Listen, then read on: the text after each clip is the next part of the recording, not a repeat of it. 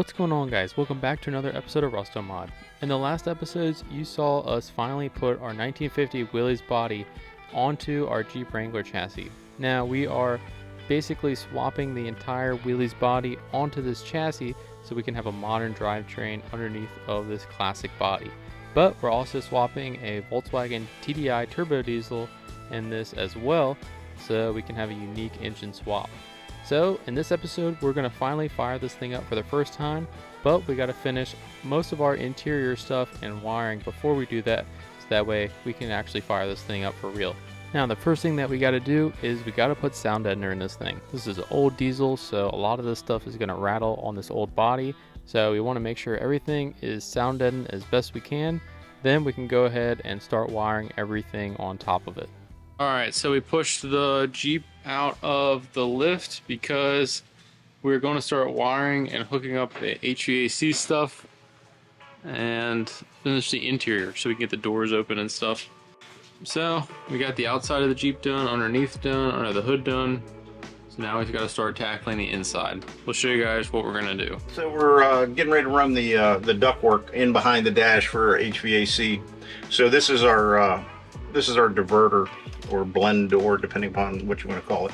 Anyway, we've got a duct that will come in here off of one of these outlets of the air box here, and then inside we've got a flap that's controlled by this knob. So this is all 3D printed. So that's diverting from floor to defrost. So whenever the flap, you can't see inside there, it's too dark, but flap sends air in here, out either side for the defrost, and you flip it and it'll send air in here and divert it for the floor. So we got to get this mounted. So we got three holes here that we're going to try to mount it up underneath the dash right here on the tunnel, and you can see those heat ducts are blowing right at your feet, so it looks like a pretty good position. And then this is the vent on the flap, so we want to make sure that that still functions.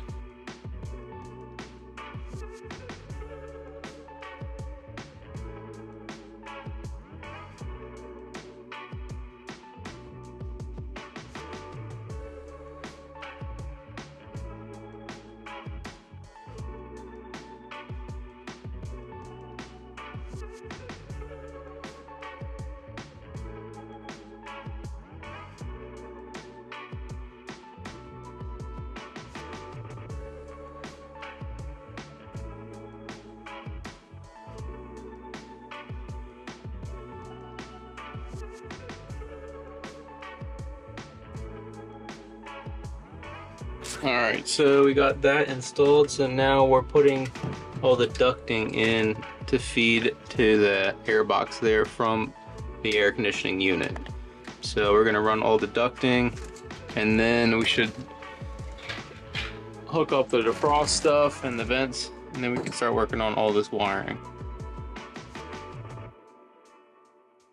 So there we got cool that there, and then these are integrated into the radio bezel.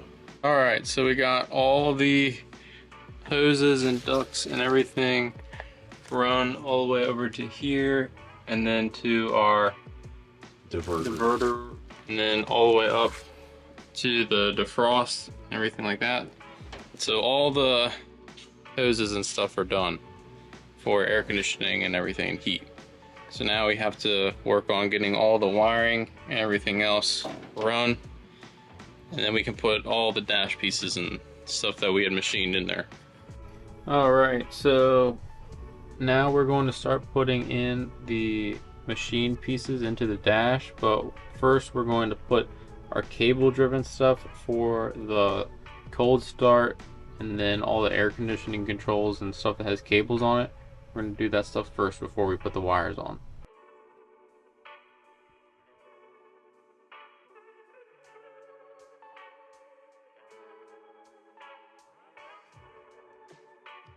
Okay, so they're installing the side windows, putting the trim in here because it was all rotted. So I'll show you on the inside.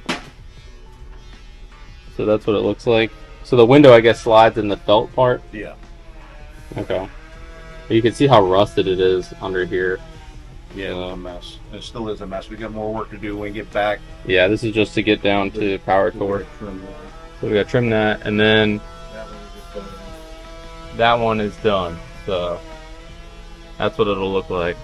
That's how it slides. Pretty cool. Pretty simple. Wasn't too high tech back in the day. Alright, so now we're going to install all the window trim and all the windows and stuff. That way we can get this thing ready for power tour, because we only got a few weeks to go. So we're installing all this stuff for now, and we're going to also install some more sound deadener in the entire car, because this thing is going to rattle. The vibrations and everything from the old body just aren't what like a new car would be. So we're trying to make it as soundproof as possible, so that way it's an enjoyable drive. We're also going to put carpet on top, so it should help some as well. Alright, we are back on the Willys Wagon. So recently we have wired everything on the inside and under the hood, all the lights and everything on the front end, on underneath, everything is all wired. The transmission stuff is all wired, and we've been working on the inside now, trying to get the inside wired. So we are running everything basically on the inside with the gauges, the air conditioning, the radio, everything like that, to get everything finalized so we can get this thing done and on the road to try to test drive it. So we finally got the key and the steering column and everything like that hooked up. So we want to try to fire this thing up and see if it runs for the first time. So we're going to put some diesel in it now and see if our fuel pump works, our injection pump. The last time that this thing has run was whenever we had the body off of it, and we just fired up the motor pretty quick to see if it would run with the injection pump. So it should run, and it should still have some diesel in the injection pump, but we want to make sure everything else works. Here's the underhood lights. They actually work good. So yep, we got all the lights working. Do you want to show the other lights? We got the hazards and the running lights and stuff, so you can see that these are in the headlights, so they're kind of stealth. You don't really see that they're there. They look like normal lights whenever they're not lit up. And then the back, these lights are in, got new chrome pieces to go on there. So you got turn signals, got the grill lights, the rock lights underneath, and the other lights on the front. Hit the other, yeah. So that's both. And then the amber lights. Yeah, that's cool. So we're getting pretty close on this. We have to finish wiring the interior and put all the carpet and seats in and bleed the brakes and power steering, and we should be ready to go. So let's see if this thing will fire up for the first time since we've gotten this thing together.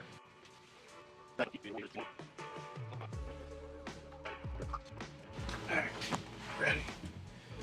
Here we go. I can hear it. Oh, I don't know. It's going to be a lot to get a lot of air in it. Yeah. All right, our lift pump's running. Don't see any leaks yet, so that's good. All right, I don't have any brakes. I'm in gear. I'm in park. Emergency brake.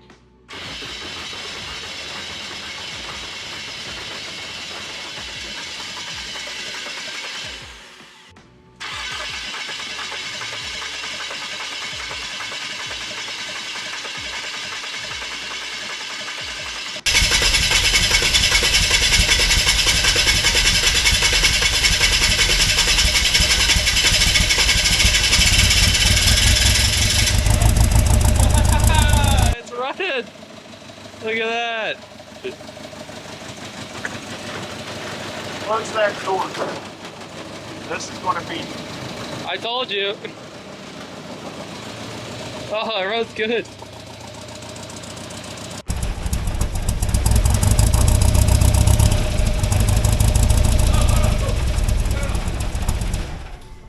Yeah, it looks like we're leaking transmission fluid here right out the front.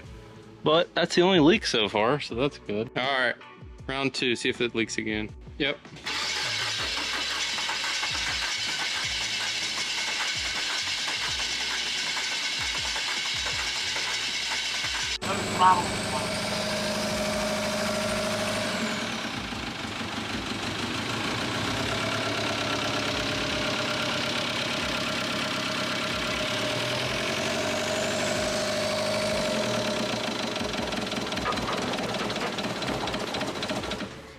Alright, got it running. It runs rough. I think maybe have to adjust the timing. But we're gonna fill it up with water so we can run it for a longer period of time. But at least it runs. So First step. yeah, first step. Now we just gotta make it run good. Alright, it's the next day. Got the Jeep back on the lift. Finally got it running and driving, but run into a bunch of issues. So the injection timing is definitely off. It was running pretty bad, so we're gonna retime it. But something we also noticed is it flung the belt. And it looks like somebody has swapped these accessories from another engine. If you can see up here, the alternator and the tensioner are farther back than the crank and the water pump here. So what we're gonna do is take the balancer and then the water pump pulleys off, and then we're going to machine them down so that they line up with the tensioner and the alternator so it doesn't fling the belt anymore. It just shredded the belt as soon as we fired it up. So gotta fix that before we can do anything else. So we're gonna pull these off real quick, which looks kind of difficult. It looks like it's Torx or Allen's and then a bolt in the center of the crank to be able to get that off. Water pump looks a lot easier. So we'll pull these off real quick, show you what we're gonna do to fix it. All right, so we got the balancer off of there. So what we were thinking we could do is turn the back of this down, and that would take up the room that we would need to move the balancer back to line up with the alternator and the tensioner. But unfortunately, the timing belt gear goes right behind it, and there's not enough room to take off the amount that we would need. This is too thin, so then the balancer would just be too thin, and it wouldn't be enough to move it back. So we couldn't tell because these two were together like that. Couldn't see how thick it was, so that wasn't going to work. And the water pump pulley, we would have to just make an entire other pulley. So now we're trying to figure out a way to move the alternator and tensioner forward to be able to line up with the balancer and the water pump. So that's what we're working on now. All right, so what we're gonna do is we're going to mill off of this back of the alternator, and then that's gonna push it forward, but then we're gonna have to add it here. So we'll make a spacer on this side, so that way the bracket that fits in here, instead of it being back, will be this way. And then on the tensioner, we're going to have to add a length to it on the back. So where this bolts into here, we're going to add a spacer on top here. So that way, it needs to be this much. Add a spacer there, so that way this will be pushed out also. So that's a lot easier than trying to make a custom balancer or do whatever we have to do. So we have 3 weeks to get this done now. So hopefully we can get this together before we go. Last clip, we were thrashing, trying to figure out how to line up the tensioner and the alternator. So we ended up solving that problem. So with the alternator, we took off some of the back here and then moved that forward and then added a spacer here. So that worked out pretty good. And then that lines up with our water pump and everything. With the tensioner was the harder part. We had to make this spacer to go on the end of that, and then that will go onto the tensioner spring to bump that forward. So That'll go in.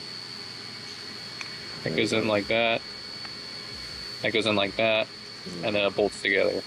So that moves that rod out, and that should line up with the water pump and the balancer. And we still are getting the spring tension out, but Yeah, and everything worked normal. yeah. Just moved it forward some, so that made it a lot easier. So now we're gonna throw it all back together. Hopefully it lines up. All right, so we got our alternator and our tensioner moved to the right position. So now we're gonna try to put the belt on to see if that worked, pushing both of those out. But we got all the timing reset. Yes, and we had to reset all the timing because when I initially took the balancer off, the whole timing gear came off. So we had to retime it, which we had to retime anyway. So now we're gonna put the belt on and try to fire it up again.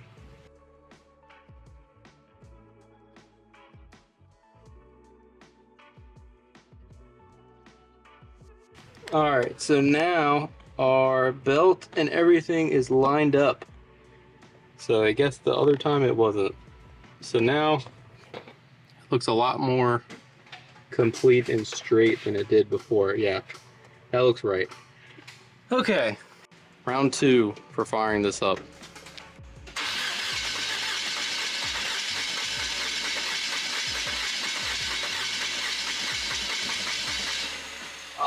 Oh man. It's so close. Let that fuel pump run too. No.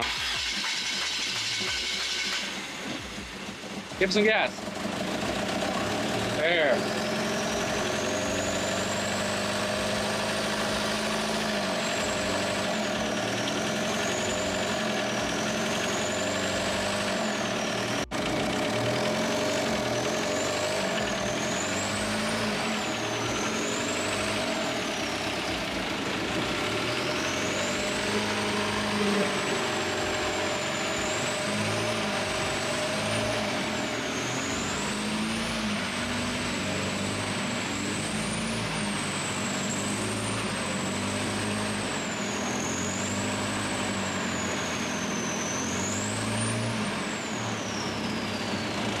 Alright, so we adjusted the injection pump timing to see if it runs a little bit better. It is smoking really bad, but hopefully that issue is solved when we adjust it. So, alright, fire it up.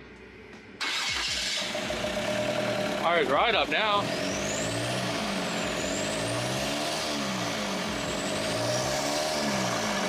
I fired it way better.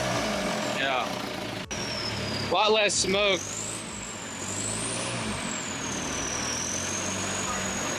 Probably a normal amount of smoke.